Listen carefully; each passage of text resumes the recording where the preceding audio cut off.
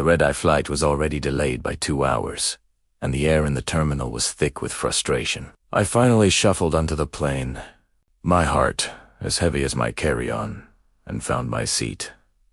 12B, a middle seat. Of course, the breakup was still a raw, open wound, one I hadn't really talked about with anyone. I just needed to get home, crawl into bed, and maybe stay there for a week. I slumped into my seat, exhausted, and tried to shrink into myself.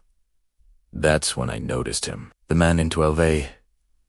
He was quiet, with kind eyes that seemed to apologize for existing. He clutched a worn, leather-bound notebook, the kind you see in old movies, and he was trying so hard not to take up any space, angling his body toward the window. Another hour passed. The captain's voice crackled over the intercom with more apologies, more delays. The cabin lights dimmed, and the collective groan of the passengers was almost a physical force. It felt like the world was closing in, every small annoyance magnified by the ache in my chest. Then, in the midst of that stale, tense air, Ethernet told me. He didn't say much, just offered a small, hesitant smile and held out a single white earbud. Soft, instrumental music drifted from it, a gentle melody that felt like a tiny, soundproof shelter built just for me. It was such a simple gesture, but it cut through the noise, both in the cabin and in my head. We didn't flirt or make loud,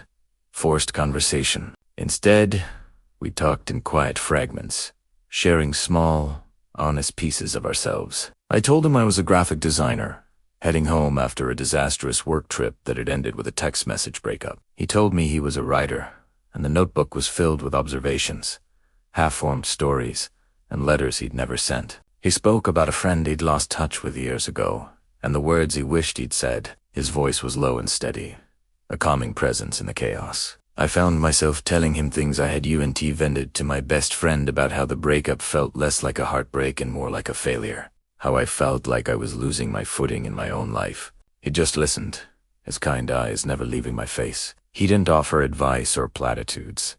He just listened. Finally, after what felt like an eternity, the plane lurched forward. We were actually taking off. As we ascended, we hit a patch of rough turbulence. The plane shuddered, and I instinctively gripped the armrest, my knuckles turning white, my breath caught in my throat. He didn't reach for my hand or offer some grand, heroic gesture. He just leaned a little closer and, in that same calm voice, told me a terribly dumb joke about a penguin who loses its car keys. It was so unexpected, so silly, that a laugh escaped my lips before I could stop it. It was a real, genuine laugh, the first one I'd had in weeks. It felt like breaking the surface after being underwater for too long. For the rest of the flight, we existed in our own little world. We shared stories about our childhoods, our favorite books, the most ridiculous jobs we'd ever had. The worn notebook came out, and he read me a short, beautiful passage about a lighthouse keeper who falls in love with the sea. It was as if the cramped space of an economy-class cabin had transformed into a cozy little confession booth. By the time the wheels touched down,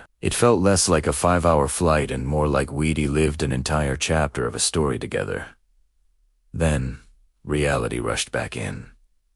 The seatbelt sign pinged off, the cabin lights flared to life.